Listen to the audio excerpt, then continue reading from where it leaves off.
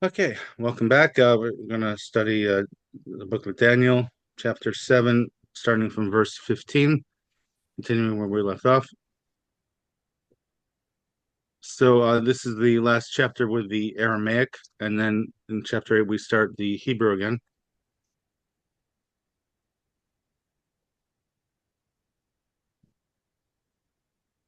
Okay, so 15 through 28. Yeah, I'll start doing Aramaic, and then Russell or Teresa will draw straws and translate for us as we go along. Okay, so here we go, chapter 7, verse 15. Eskarias ruchi ana Daniel begod nidne bechezve reishi yivahalun nani kirve ves al chad min ka'amaya v'yatziva ev e minea al koldina v'amarli fashar milaya yehod inana Yehudi ani Yehudi nani ilin chevasa ravravasa di inin arba malchin yikumun min ara v'kabelun malchusa kadishe elyonin v'yachsanun malchusa ad olama vad olam olamaya. Okay, please translate. One of the Kirks, please translate 15 through 17, through 18. As for 15 me, through. Daniel, my spirit was uneasy in its sheath, and the visions of my mind bewildered me. I approached one of the standing ones, and I asked him for the truth concerning all this. So he spoke to me, making the interpretation of the matters known to me. These immense beasts, which are four kingdoms, will rise up from the earth, and the holy high ones will receive the kingship, and they will inherit the kingship forever and ever. Then, Okay, yeah, let's pause there. Okay, so the blue edition has a slight variation of the translation. Teresa, can you translate verse 18 of the text from the blue edition of our scroll? Okay. But the holy supreme ones will receive the kingship, and they will inherit the kingship forever, forever, and ever.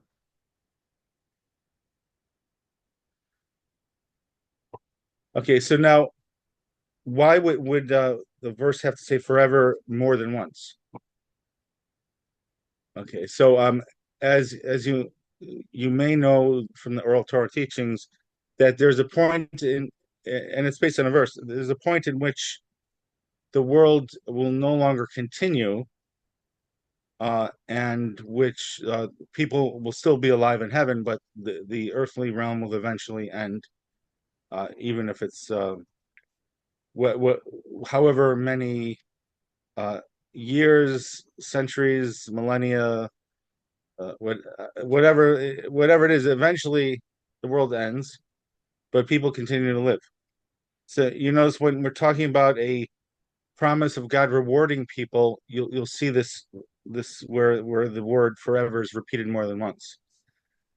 But when there's a promise of like some sort of reward in this world, then you'll usually find that in Tanakh, it's only one forever is used.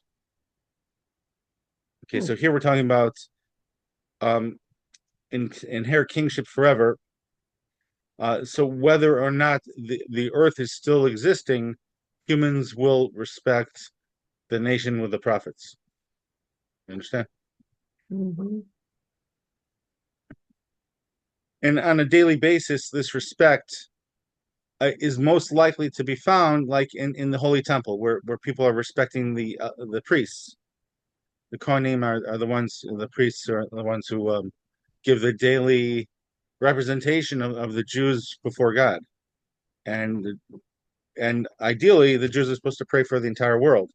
It's easier to do when the entire world's not trying to attack Israel. So, but God promises there will be a day, and it's coming soon.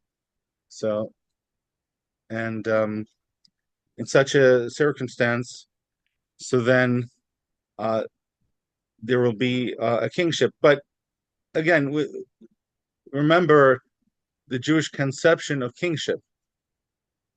As the Jews say every morning in their daily prayers, we have no king, savior, or redeemer but God. So that means we're not even expecting Mashiach, Messiah, to be the main king. We're not thinking about that. We're thinking about God's kingship. So therefore, when we say inherit the kingship forever, what is the kingship on a daily basis before the world? That is the priests in the temple. You don't have the kings of Israel traveling around the world on a daily basis, et cetera, et cetera. So when we think about the kingship of Israel, we're talking about allowing God to be known around the world. So therefore, the kingship is actually, in a sense, represented by the priesthood more often than the king than the ruling class will. The Davidic dynasty. Of course, Mashiach probably will have like a monthly class or something. Not trying to force him. By Torah law, the king only has to teach once every 3 years in the Hakel gathering service. But Mashiach is mentioned in the prophecy is going to be a great teacher, so he's probably going to find time to have at least a monthly class, I am assuming. So, all right. Now, before we go into commentaries, I want to finish up the chapter. There's only a few verses left. I apologize for any broken Aramaic. It's not my first language or my second language. So please bear with me. But it's important that we hear the original words of the prophecy as given to the world. And then we'll translate it. But, as you may find, translations may vary, but the word of God is eternal. So therefore, let's bring forth the word of God as it was spoken and shared to the world, and then we'll translate it to the best of our ability. Okay, continuing in verse 19, chapter 7 of Daniel.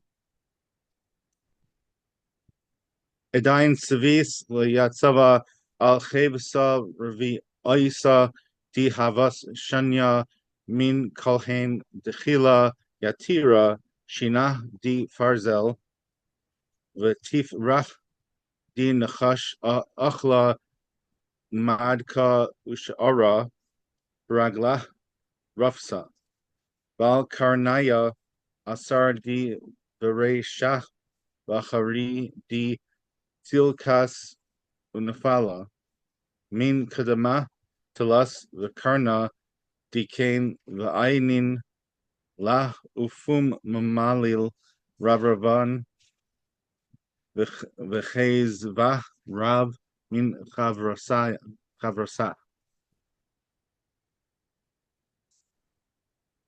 Hazei Chaves Vakarna Dikain Avdak Rav Im Kadishin Vyachla Lahon Adi Asa Atik Yomaya Vedina Yehiv the Kadishe Elyonin Zimna Mata Malchusa Sinun Kadishin.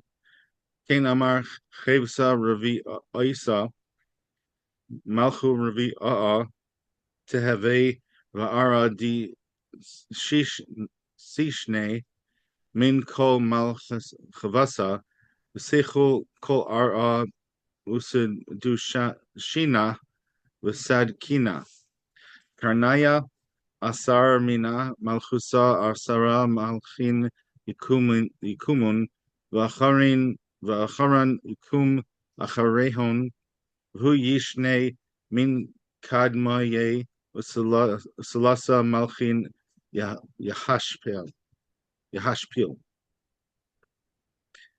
Okay, please translate through verse 24. Then I desired the truth about the fourth beast, which was different from them all, excessively terrifying, with teeth of iron and claws of copper.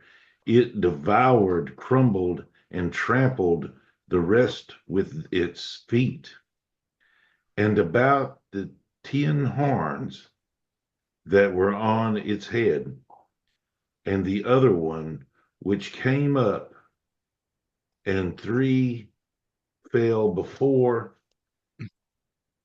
it. And this horn had eyes and a mouth, speaking haughty words, and its appearance greater than that of its fellows. I watched, and this horn waged war with the holy ones, and was prevailing over them, until the Ancient of Days came and granted the holy high ones vengeance. And the time came, and the holy ones inherited the kingship.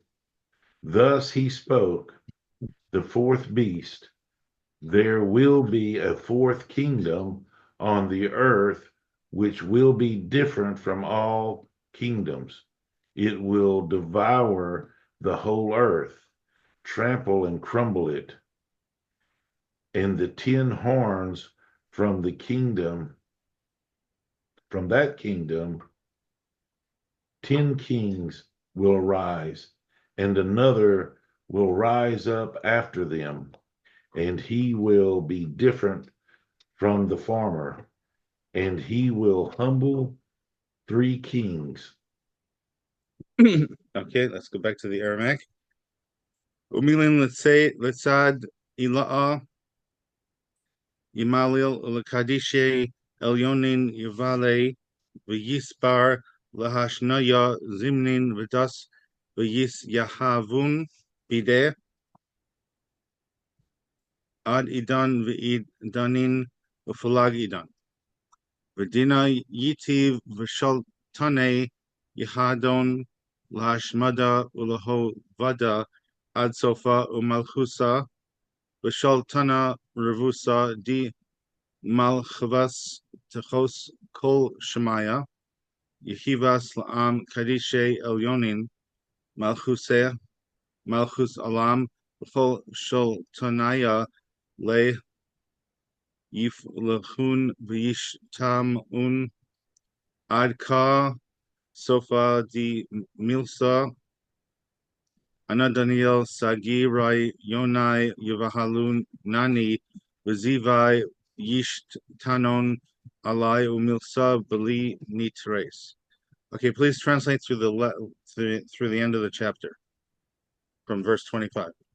And he will speak words against the Supreme One, and he will exhaust the Holy One, and he will plan to change the seasons and the law, and they will be given unto his hand until a time and times and half a time. But judgment will be set, and they will take away his dominion, to be annihilated and destroyed completely. And the kingship, the dominion, and the grandeur of the kingdom anywhere under the sun will be given to the holy high ones. Its kingdom will be an everlasting kingdom, and all rulers will serve and obey it. Up to here is the end of the matter. I, Daniel, my thoughts frightened me greatly, and my countenance changed, but I guarded the matter in my heart. Now, just to note the translation difference between the Art Scroll Stone Edition Tanakh and the Art Scroll Blue Edition, this edition of Daniel. So in the Stone Edition Tanakh, it says the high ones, and here it says the supreme ones. I like better the translation from the Stone Edition Tanakh, where it calls the Israel the high ones, because here in verse 25, the supreme one is mentioned talking about God. So it's good to differentiate between God and humans. So therefore, Yeah. even if technically they will be relatively supreme among humans, it's the goal, however, of is to elevate God, not humans. So therefore, I like the usage of um, holy high ones. The Aramaic could be translated in either way, and even in other ways, but holy high ones is a pretty good way to do it, especially because the gist of Judaism, even among Jews themselves, we're talking about God, not Mashiach Messiah, on a daily basis. God is our hero. You understand? So it would be anticlimactic from a Jewish perspective to talk about Jewish supremacy and outside of God's supremacy. Right? So That's understandable. you understand? So that's why I like the usage of holy high ones better than supreme ones. Leave the supreme one in verse 25. The first time the word supreme is used, that's referring to God. So yeah, let's differentiate between them and the Jews. So okay, so that's my personal preference. Okay, so now let's backtrack and look for some comments among the commentaries.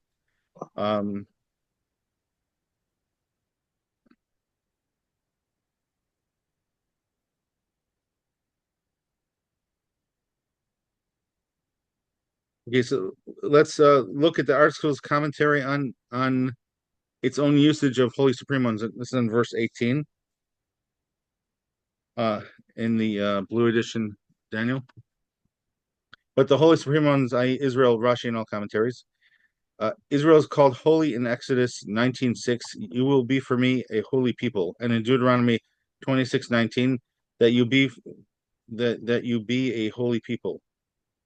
Rabbi Shmuel Masnuth, who's also a Rishon, lived around the time of Rashi, and Matsuros.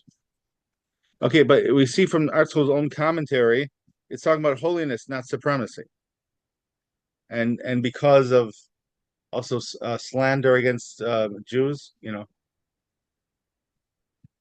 about because a neo-Nazi once insulted me that Jews are trying to take over the world, and so it's projection. The Nazis want to take over the world.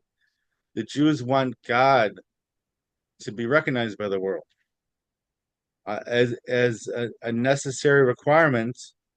The one nation that clung to God for thousands of years, even under persecution, has to be elevated to an extent to recognize that we're being honest with God as a human race, because a person could, God forbid, insult God all they want, and then they would never hurt God. But if somebody insults or physically tries to harm a Jew, the Jew could be in danger. So therefore, the only way to show that people are really serving God is for Israel to be treated nice. Now, at this point in history, just being, as Bibi Netanyahu wrote a book, A Place Among the Nations, just being treated an equal would be enough for Jews. But for God's plan, it's important that Israel be treated nice to show that people are sincere with God. As in the book of Job, chapter 35, no matter what we we try to give God, it doesn't do anything for him, really. He doesn't need any of our gifts. But if we benefit a human, it could be considered a charity. So, in other words, if people give donations of charity to God's temple or to Torah scholars, whatever the case may be, so then that's like they're trying to benefit God with their possessions. That's a good thing. So, and it'll be a wonderful thing when everybody acknowledges that, that there's one true religion, and everybody wants to be a part of it in some way or another. And that's entirely different from any kind of supremacist thinking. Supremacist thinking is only applicable to God or those who think they're God. It's not the way of the Jewish people. So therefore, I don't like using the phrase Holy Supreme Ones to refer to the Jewish people because of the misinformation in our generation. Now, after Mashiach comes, this probably will be a very small point, and maybe even, everybody would want Israel to be called the Supreme Ones. But in this context, especially verse 25, we're talking about God is the Supreme One. We have to make a differentiation between God and humans. A lot of the problems of the world today are only from people confusing God with humans. So it's just it's a little sticking point by me, I guess.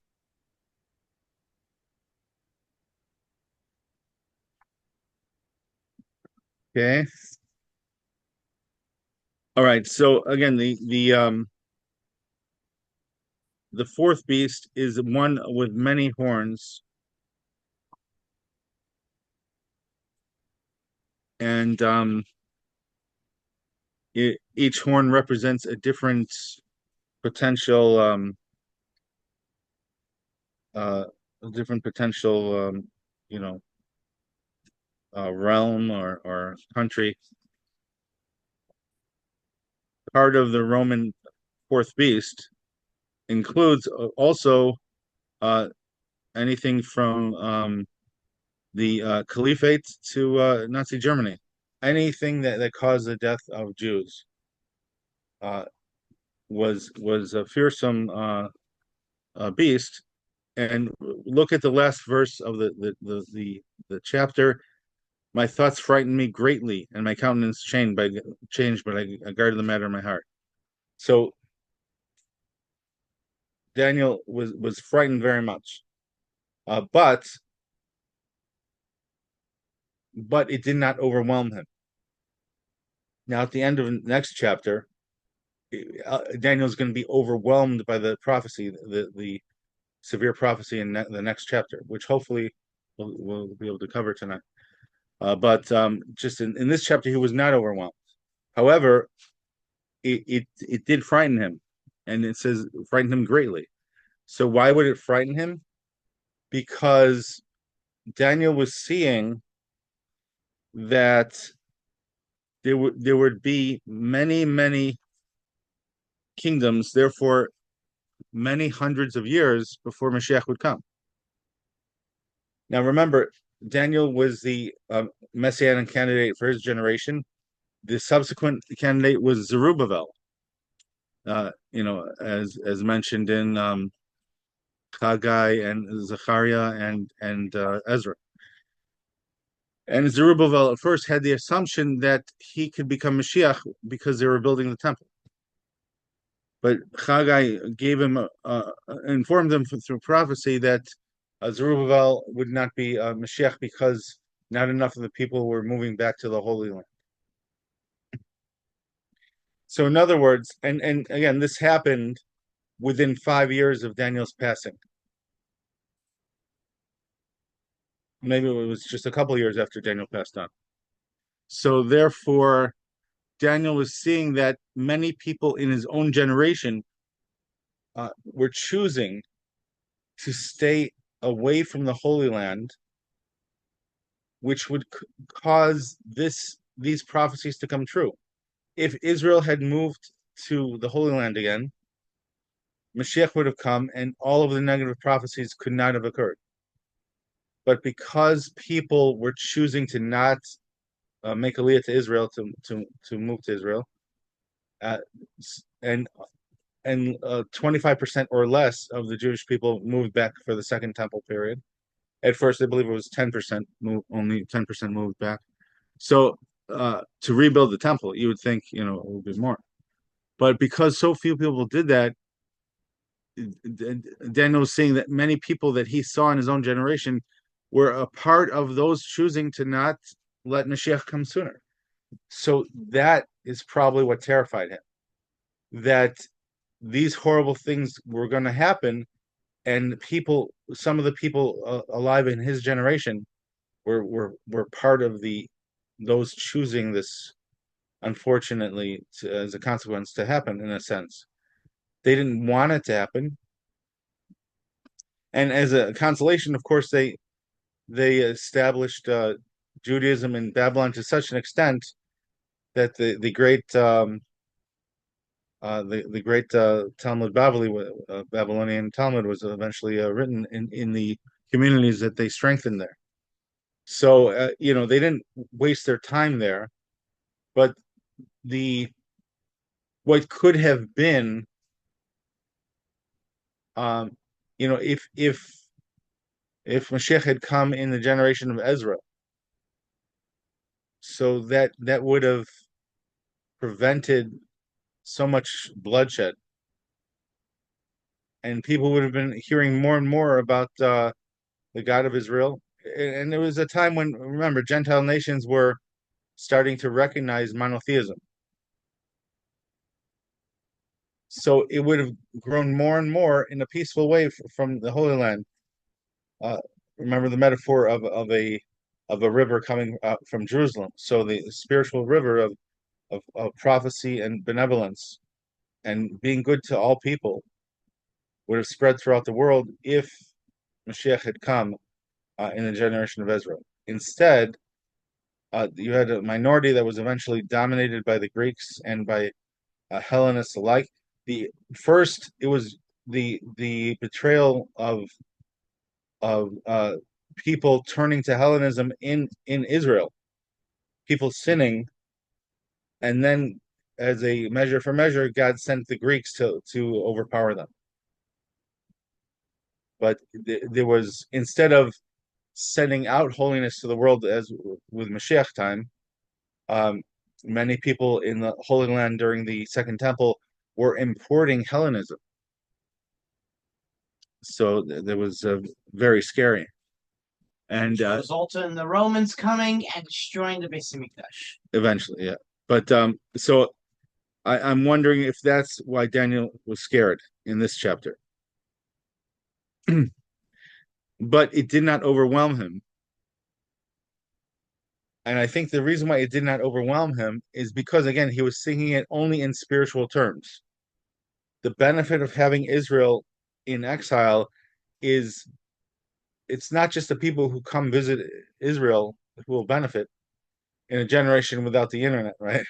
So Israel will be ambassadors to every country. And that's what happened. But nowadays, with mass media, multimedia, internet, etc., there's no need for Israel to remain in exile. And in fact, we're almost at the point where the majority of the Jewish people are in the Holy Land, which is the key factor in whether Mashiach comes right away or not. So that's pretty good. Any questions? Any verses somebody wanted to discuss?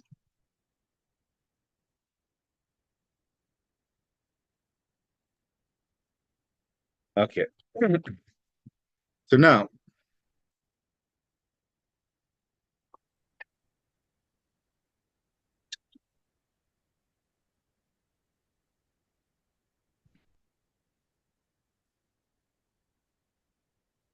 in the Judaica Press edition,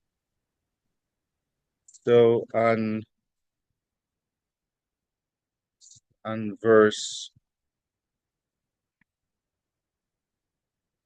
25, So it's quoting it's quoting Rashi that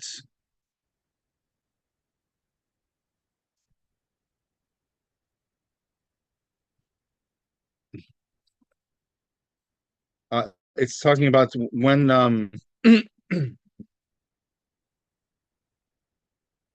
when will the end come? So I'm going to read from Rashi, the Gematria here, and also we should read a few verses from the last chapter of Daniel as well. Okay, so now there's a concept of Hester Panim, uh, quoting from Rashi here, and there's a calculation he gives of 1335 years, and others bring further proof to this computation, namely that in Deuteronomy 31:18, and I will hide my face, the words haster astir add up in gematria to 135. And then the Judaica Press gives a list of each value of every Hebrew word, and it comes up to 136. So the Judaica Press comments, note that this is not exact with a difference of one, which is the case with many gematriot. The intention is that from the time God will hide his face from us in exile will be 1,335 years stated at the end of the book of Daniel. So I'll just show you what the gematria looks like here in the Judaica Press. So, okay.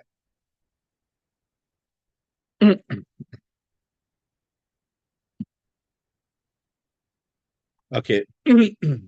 So now let's look at the last chapter of the book of Daniel, second half of it.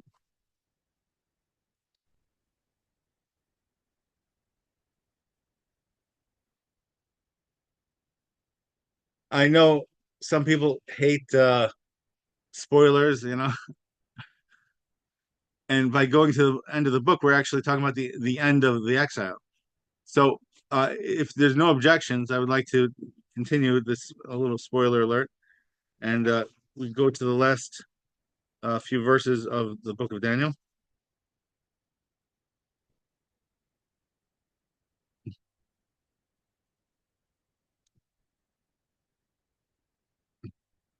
Okay, so from verse 8 in chapter 12, can we have Russell, could you translate verse 8, chapter 12? Right?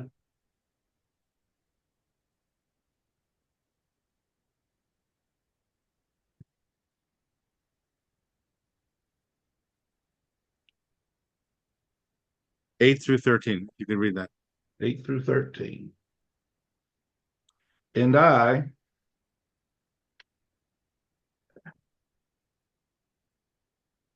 heard, but did not understand.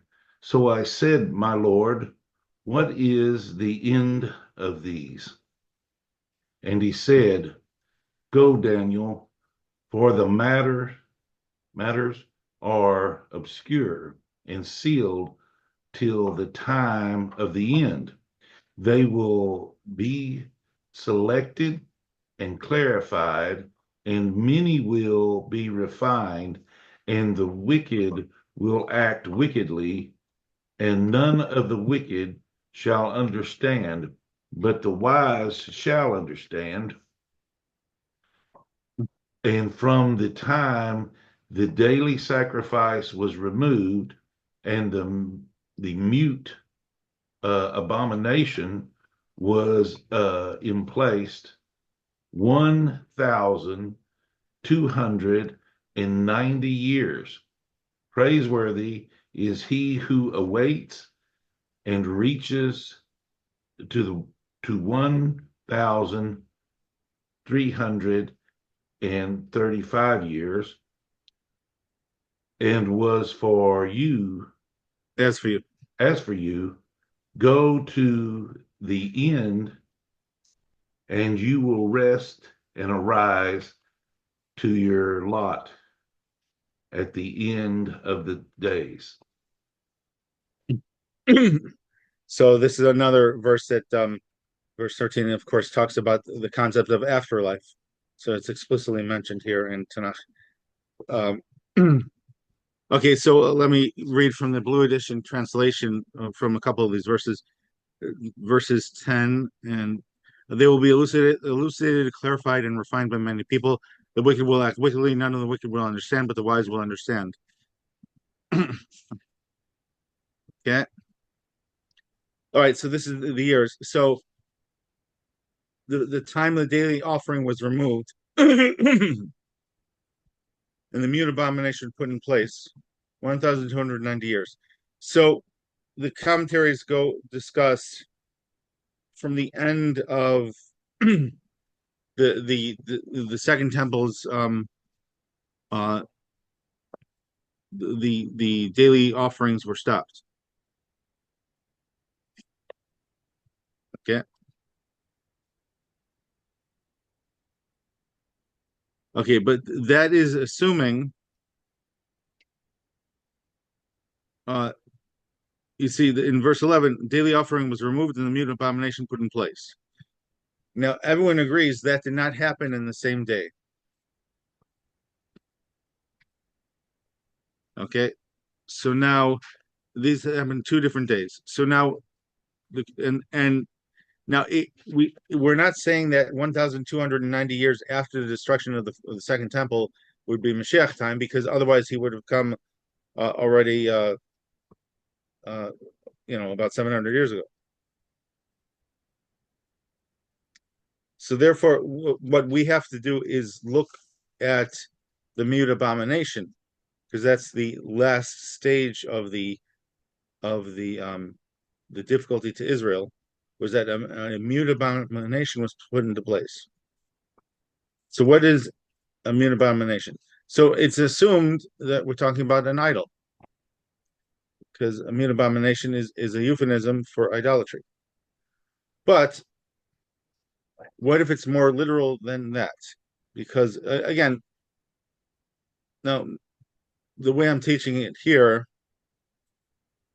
is based on history that we know.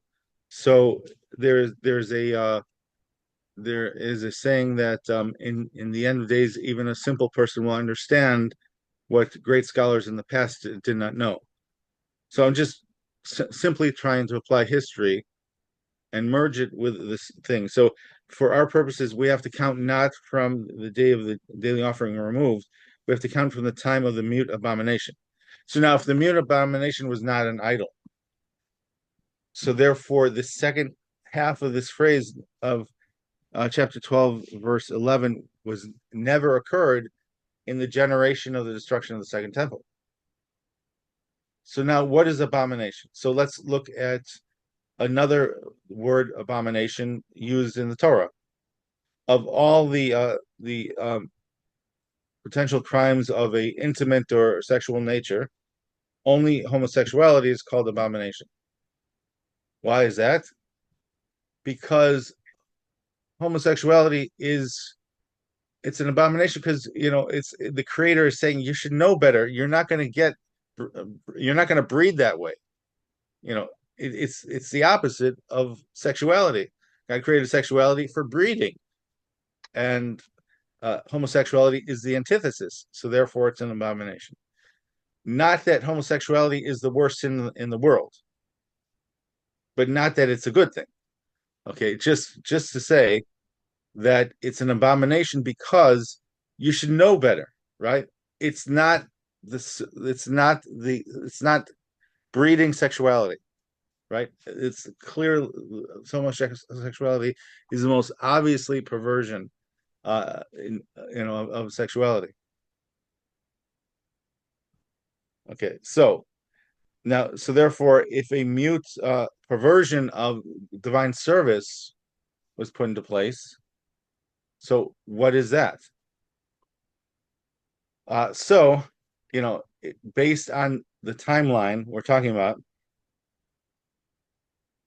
so it just so happens that as of last year, we achieved 1,336 years since the placing of the Dome of the Rock on the Temple Mount. Now, the Dome of the Rock is a monotheistic structure intended to honor the God of Abraham. But what do Muslims do on the Temple Mount? Instead of honoring God at that holy place, the holiest place on earth, they turn their backsides to the holy place and they pray towards Mecca. So in Medina. So therefore, it's reminiscent of homosexuality. You know that's not honoring God at the holy place if you go up there just to turn your backside to it. You know that's not honoring God there. That's going there to make it subservient to your other holy place in your mind. Okay, so that, and what do? They don't insult God there. They're trying to serve God in their own way. But they mutely turn their backsides to God. That is the offense. You understand? And again, according to a Muslim historian, last year was 1,336 years since the completion of the Dome of the Rock. So remember, there's 1290 and there's 1,335, right? So what happens in 1290 and 1,335? So approximately 1,290 years after the placing of the Dome of the Rock, that is when Iran had a revolution and the Islamic extremists took over Iran. That was, so if you look at the prophecy of Belshazzar, right?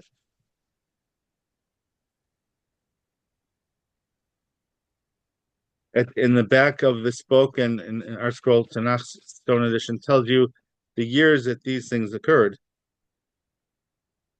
So the reign of Belshazzar was from 3387 to 3389 on the Jewish calendar.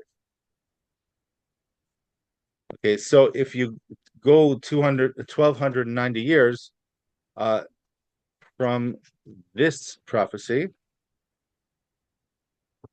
right?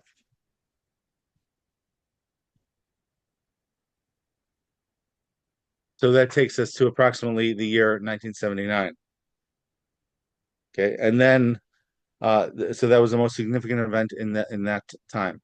And then last year, 1,336, which gematria is 1 point, is the same as 1,335. So what happened at the start of last year in the Hebrew calendar? Israel stopped its policy of tit for tat, fighting with terrorists. From now on, they're going to try to destroy terrorists, not just hit back if they're hit. Completely wipe out the terror so that there could be potential for peace. Okay, so the start of the terror network was in the year 1290, according to this. And the start of the undermining of the terror network was in the year 1335. The government of Israel was mentally, spiritually prepared to respond to October 7th last year the way they did. Remember, there's a previous government in Israel before that, and I'm not sure that government would have responded the same way that Netanyahu's government responded. So, and Netanyahu's government is responding in a way that is fulfilling the need of the prerequisite to set the world stage to prepare for Mashiach ben David. You understand? So these dates all seem to fit that. So this is, in other words, and I describe this in other words as the completion of the stage of Mashiach ben Yosef. The world will be ready for Mashiach ben David. So therefore, for that to occur, there has to be a end of get out of jail free cards for terrorists. And after September 11th in 2001, I assumed the world was ready for that, but it kind of faded from view. People just wanted to kill Osama bin Laden, not be dedicated to the destruction of terror networks like Israel is today. So this level of dedication to the destruction of terror networks is a prerequisite to cleanse the world so we could have Mashiach. Mashiach ben David brings world peace, unites all peoples. And if peoples are still believing it's okay to murder people a little bit and then immediately give them more supplies so they could attack again in a few years. So that's not yet Mashiach time. But we see the response of Israel now is the antithesis of the foundation of terrorism, as we saw in 79 in Iran. Correct me if I'm wrong, Rabbi, Yes. but could Islam be the fourth beast? Yeah, it's explicitly there are several commentators who say Islam, one of the horns refers to Islam, and that Islam takes over for Edom, Rome, and at the end of days.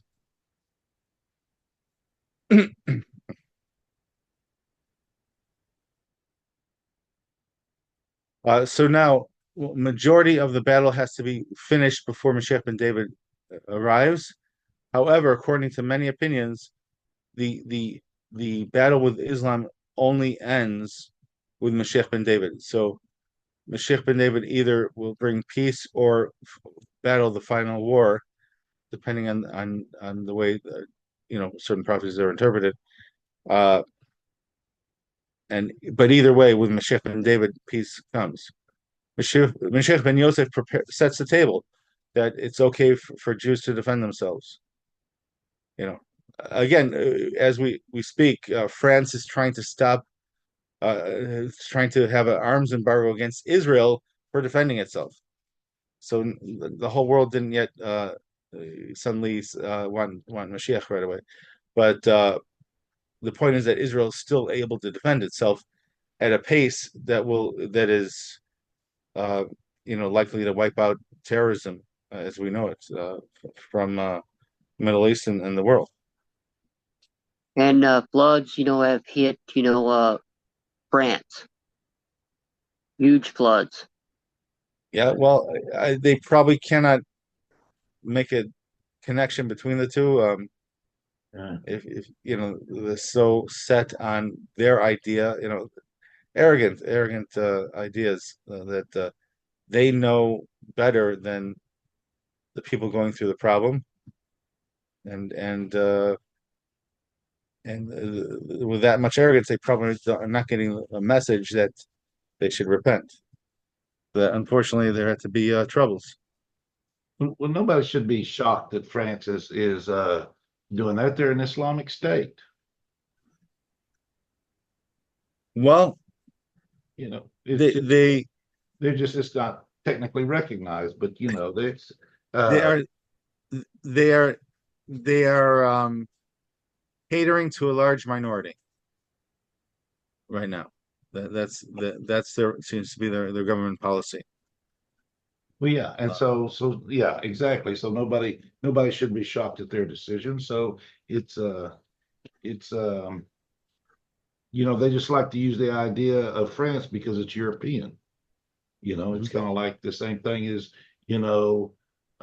Yemen doing it. Nobody be surprised if Yemen did it, but if France does it, it sounds European, and everybody goes, "Oh, well, it must be really bad because it's European." But like you said, they're just catering to a large minority under pressure to do so, and so it's. But I mean, from a perspective of someone who studied world politics, in my graduate work. So it's just really sad because as you may be aware, there are two headquarters for the United Nations, one in Manhattan and one in Geneva, France. So it just that what's supposed to be designed to bring peace is just a mockery, an abomination of the concept of peace. Arrogance is blindness. Yeah, well, I heard one person, I think this was a college student, which in America is no surprise. It sounds strange, but that they made a moral choice.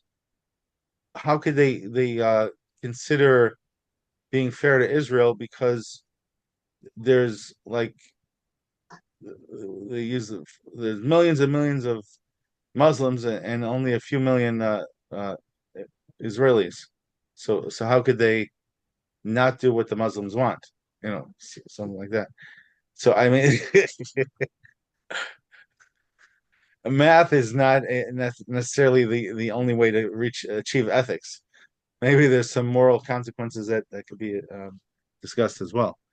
So, but Well, yeah, again, all this stuff is coming out in the open because it's almost Mashiach time. So all this nonsense has to be addressed.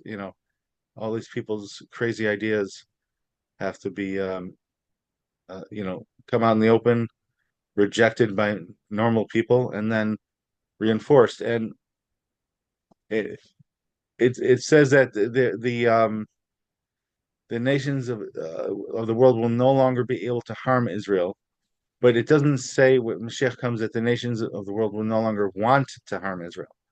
So at first, you're still going to have some nations that are quite willing to vote against Israel at the UN, even when Mashiach comes.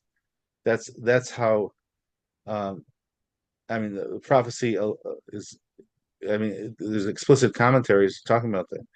So the prophecies foresee that people will be people until they have no choice, but eventually Israel will be viewed as the place of the high holy ones.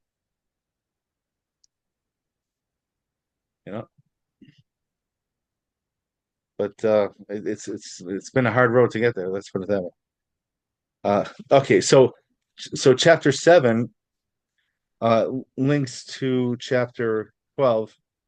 Talk about the end of days, and this is Rashi on Rashi on verse 25. If you want to study more about that, in the Judaica Press edition, they completely translate every word of Rashi. So it's another reason you may want to check out that edition sometime.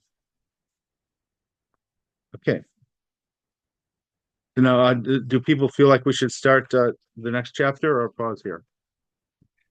Well, it does seem like a good place to pause, Rabbi. Okay. All right. So next chapter is exciting. Chapter 8. The entire chapter, the interpretation depends on how you translate two words. So that'll be an exciting exegesis we'll go into next time. So yeah, so is next chapter talking about Greece and Rome, or is it talking about Greece, Rome, and Germany? So that'll be a very interesting discussion. Okay. well, and Rome and Germany, they both had, the Eagles, yeah, and First and Second Reich, or it was a Third Reich. right, No, and before before the Third Reich, there was, of course, the Holy Roman Empire in Germany. So yeah. All right. So any last questions before we call it a session? Okay, so that's chapter 7, verse 15 to the end of the chapter. Okay. All right. All Thanks right. so much for learning with me. Look forward to Fantastic. next time as well. Rabbi, we appreciate it a lot. Yeah. Thank you. Take All care right, of thanks. yourself, Rabbi. Thank you. Happy Sukkot. Yeah.